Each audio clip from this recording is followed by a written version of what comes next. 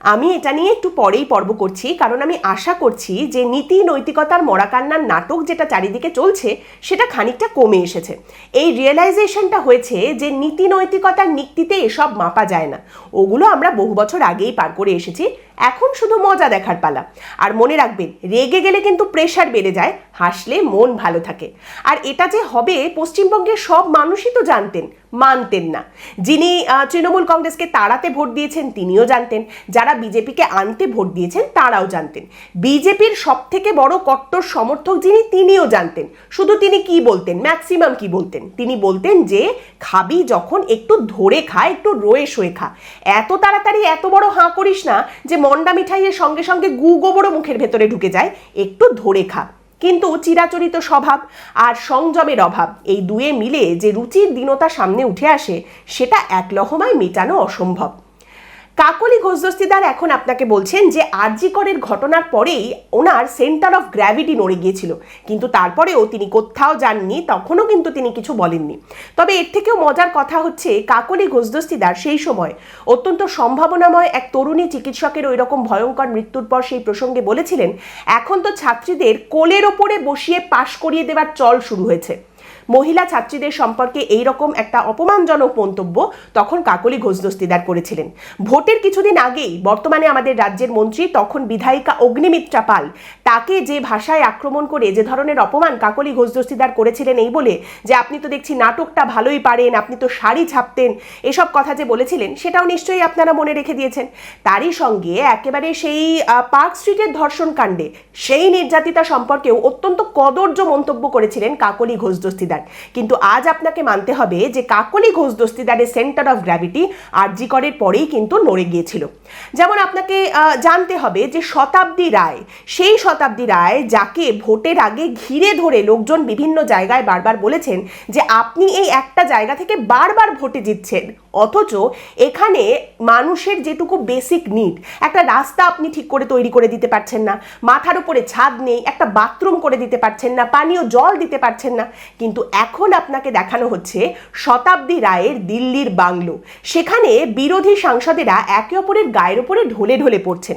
তার কিছুক্ষণ আগে আবার মহামহিম মুখ্যমন্ত্রী শুভেন্দু অধিকারী দেবের গাল টিপে দিয়েছেন আদর করে, সেই নিয়ে হয়তো দেবকে খেপিয়ে বলা হচ্ছে এবার একটু পাগলু ডান্সটা করেই দে। দিল্লির এই সমস্ত যে বাংলোগুলো আছে না, সেগুলোর পাঁচিল আবার খুব উঁচু উঁচু, ক্যামেরা ভেতর পর্যন্ত ঢোকে না। সেখানে নাকি চা চক্র বসেছে, সবাই বসে চা খাচ্ছেন। সেখানে মহামহিম শুভেন্দু অধিকারী মুখ্যমন্ত্রী তিনিও উপস্থিত হয়েছেন, তৃণমূল সাংসদদের সঙ্গে চা খাচ্ছেন। এবার আমি শুনেছি বড় লোকেরা নাকি চাতে একেবারে খাঁটি দুধ মেশায়, এক ফোঁটা জল মেশায় না। এবার শুভেন্দু অধিকারী যখন বৈঠকে ঢুকছেন তার 10 ঘন্টা আগে, হ্যাঁ আমি সিরিয়াসলি বলছি, তার ঠিক 10 ঘন্টা আগে মুখ্যমন্ত্রী শুভেন্দু অধিকারী তিনি একটি রক্তদান শিবিরের অনুষ্ঠানে যোগ দিয়ে বলেন, আপনারা তো ডাকাতদের হারিয়েছেন, তৃণমূল কংগ্রেস তো ব্রিটিশদের থেকেও বেশি অত্যাচারী ছিল। সেই মুখ্যমন্ত্রী শুভেন্দু অধিকারী অত্যাচারী তৃণমূলের সাংসদদের সঙ্গে বসে চা খাচ্ছেন, চা চক্রে যোগ দিয়েছেন। শতাব্দী রায়ের বাড়ি থেকে বেরিয়ে সাংবাদিকদের দিকে আবার ভিক্টরি সাইনও তিনি দেখিয়েছেন। দেখুন, ব্রিটিশরা অত্যাচারী ছিল, কিন্তু তাদের সঙ্গেও হাত মেলানোর একটা ইতিহাস আছে। তৃণমূল কংগ্রেস ব্রিটিশদের থেকেও বেশি অত্যাচারী, কেন হাত মেলানো যাবে না? 15 বছর ধরে বিজেপির সমর্থকদের রক্ত ঝরেছে, 15 বছর পরে তারা রক্তদান শিবির করে রক্তদান করছেন। এর মাঝখানে কখন তাদের রক্ত জল হয়ে গেল তারা বুঝতে পারছেন না। মমতা বন্দ্যোপাধ্যায়ের দলটা নিজে নিজেই শেষ হয়ে যেত। ফলাফল বেরোনোর পর মমতা বন্দ্যোপাধ্যায়ের হেরে যাওয়ার 1 মাসের মধ্যে দলটার যা পরিস্থিতি হয়েছে, যেভাবে ওই একটা দলের মধ্যে থেকে হাহাকার উঠে আসছে, যেদিকে হাত দেবেন সেদিক থেকে যেভাবে দুর্নীতি, যেভাবে নোংরামি উঠে আসছে, একের পর এক যেভাবে গ্রেপ্তার হচ্ছে, তাতে দলটা নিজে নিজেই ভেঙে যেত।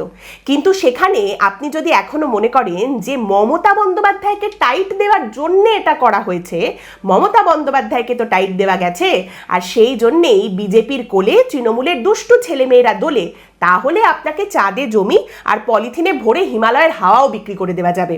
কাকলি ঘোষ দস্তিদার বলেই দিয়েছেন যে শুভেন্দু অধিকারী তো নিজেই যোগাযোগ করেছিলেন তৃণমূলের সব সাংসদদের সঙ্গে, তাহলে তিনি নিজেই যোগাযোগ করে সমস্ত ব্যবস্থা করে চা খেয়ে শিলমোহর যখন দিয়েই দিয়েছেন, তখন কার আর কি বলার আছে?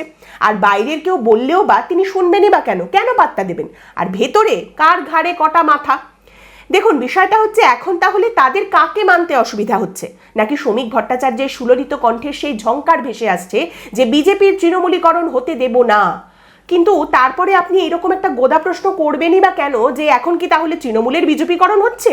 কি একটা বুদ্ধিমানের প্রশ্ন আপনি করে ফেললেন, এর কি মানে হয়? নাকি এখন ছেঁড়া কাঁথায় সেই মুখ ঢাকতে হচ্ছে এই বলে যে না কই আমরা তো দলের ভেতরে নিইনি, ওরা তো নিজেরা আলাদা হয়ে একটা ব্লক তৈরি করেছে, আমরা তো দলে নিইনি। এখনো কি লজ্জার আবরণ এই যুক্তিটাই যে আমরা ওদের হাত ধরে পাশে বসিয়েছি কিন্তু দলের ভেতর কিন্তু নিইনি একেবারে? নাকি এবার আস্তে আস্তে এই বিশ্বাসটা সামনে উঠে আসছে যে এদের ক্ষেত্রে এরা এতগুলো বছর ধরে যাই করে থাকুন না কেন, চুরি দুর্নীতি ডাকাতি রাহাজানি যাই অপরাধ করে থাকুন না কেন, এই সাংসদদের ক্ষেত্রে আগামী অন্তত 3টে বছর, আর যে বিধায়করা আলাদা হয়ে নতুন ব্লক তৈরি করেছেন তাদের ক্ষেত্রে আগামী 5 বছর কিচ্ছু হবে না, তাদের ধরাও হবে না, কোনো পদক্ষেপও করা হবে না। আর আপনি কি করবেন? পচা ডিম ছুড়বেন? দেখুন, শুভেন্দু অধিকারী কিছুদিন আগে বলেছেন, বিগত সরকারের দুর্নীতির খতিয়ান দিতে গিয়ে বলেছেন যে আগের সরকার যা অবস্থা করে রেখে গেছে, যেখানে হাত দিচ্ছি সেখান থেকে পচা দুর্গন্ধ বেরোচ্ছে, এমন অবস্থা যে এবার তো আমাকে ব্রিগেডের ময়দানটাকে জেল বানাতে হবে। তা এই সমস্ত লোকজন যারা এই সাংসদ বিধায়ক, তাদের কোনো রকম কোনো দুর্গন্ধ পচা কিছু কি সামনে বেরিয়ে আসবে? সেরকম কোনো খবর, সেরকম কোনো পদক্ষেপ কি দেখতে পাওয়া যাবে? কি করে আপনি ভাবছেন সেটা হবে? এই যেমন দেখুন, বীরভূমের সব থেকে নোংরা যে দুর্নীতির নেক্সাসটা ছিল, মানে যাদের বিরুদ্ধে সব থেকে বেশি অভিযোগ ছিল, সেই চন্দ্রনাথ সিনহা, রাজেন্দ্র প্রসাদ সিং, কাজল শেখ, মোশাররফ হোসেন এবং বিধান মাঝি, এদের আমাদের রাজ্য সরকারের তরফ থেকে নিরাপত্তা আরো বাড়িয়ে দেওয়া হয়েছে, আরো বেশি নিরাপত্তা প্রদান করা হয়েছে তৃণমূল কংগ্রেসের এই নেতাদের। মানে কেউ যদি এদের কাছাকাছিও যেতে চান, ধূপধাপ টুপটাপ তারাই খেয়ে যাবেন। শ্রমিক ভট্টাচার্য জলের মৌরলা মাছ, একটু ঝিলমিলিয়ে চলেন, ওহ দারুণ দেখতে লাগে, কিন্তু শুনতে গেলে কাতলা মাছের কথাই শোনা উচিত। বঙ্গ বিজেপির কেন্দ্রীয় পর্যবেক্ষক সুনীল বানসাল বলে গেছেন যে দেখুন, এখন সব ধরনের লোক আমাদের দলে আসবেন, আসাও দরকার, একে নেওয়া উচিত ওকে নেওয়া উচিত নয়, এগুলো করলে কিন্তু চলবে না। যারা আসবেন তাদের সবাইকে নিয়ে তারা যেন আমাদের সঙ্গে আমাদের মতো করে কাজ করেন, সেটা কিন্তু আমাদের দেখতে হবে। অনেকেই আসতে পারেন, সেটা নিয়ে কোনো আপত্তি নেই, তাদের ভাবনা নিয়ে আপত্তি আছে। কেউ ভাবতে পারেন যে তিনি নিজের স্বার্থে আসবেন, কেউ ভাবতে পারেন যে তিনি আসার পর বিজেপি থেকে কিছু পাবেন সেই কারণে তিনি আসবেন, কিন্তু তাদের সবাইকে নিতে হবে।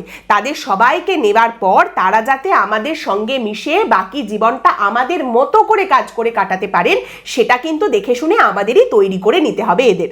মানে আপনারা এখন গাধা পিটিয়ে ঘোড়া করবেন, আর যতদিন না সেই গাধা ঘোড়া হচ্ছে, সেই গাধাকে আপনারা নিজেদের আস্থা বলে সুন্দর প্রোটেকশন দিয়ে সুরক্ষিতভাবে রাখবেন।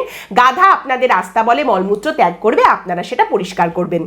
আর যদি রচনা বন্দ্যোপাধ্যায় জুনমালিয়া এসে আপনাকে বলেন যে মানুষের কাজ আমরা করতে চাই, সেই জন্যই তো মানুষের কাছে আমরা দায়বদ্ধ, মানুষের কাজ করব বলেই তো বিজেপির পাশে বসে এনডিএকে সমর্থন করতে এসেছি, তাহলে এই কথা মেনে নিলে আপনার হার্ট আপনাকে কত দূর আর সঙ্গ দিতে পারবে?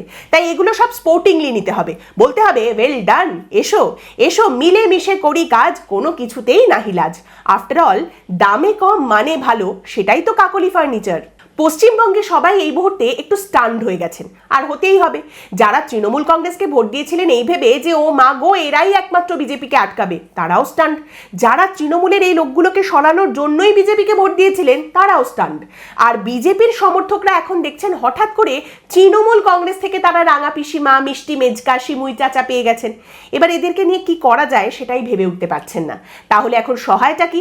সহায় হচ্ছে এই ভাবনা যে 200-র বেশি এমএলএ নিয়ে পশ্চিমবঙ্গে ক্ষমতায় আসার পরেও বিজেপি পশ্চিমবঙ্গে অসহায় ছিল।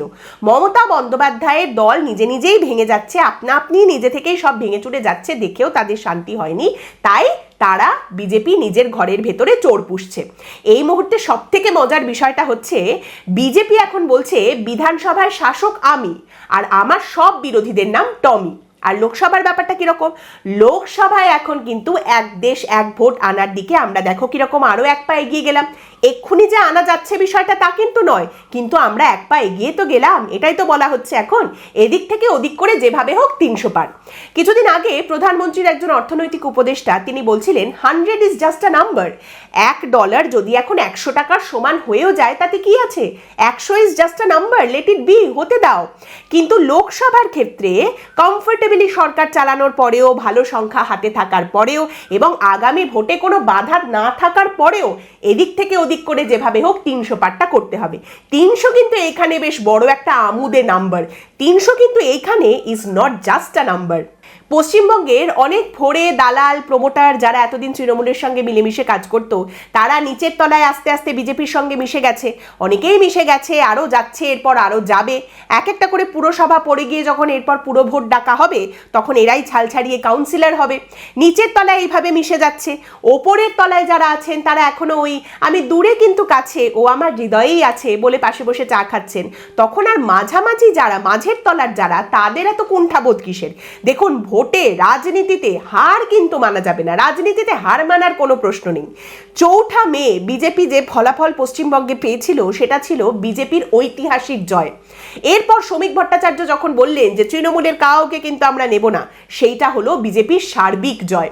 তারপর যখন আমরা দেখলাম যে মহামহিম মুখ্যমন্ত্রী শুভেন্দু অধিকারী তিনি তৃণমূল কংগ্রেসের সাংসদদের সঙ্গে বসে চা খাচ্ছেন, তৃণমূল সাংসদ দেবের গাল সস্নেহে টিপে দিচ্ছেন, তারপর তৃণমূল সাংসদ শতাব্দী রায়ের বাড়ি থেকে বৈঠক সেরে বেরিয়ে ভিক্টরি সাইন দেখাচ্ছেন, সেইটা হলো বিজেপির রাজনৈতিক জয়।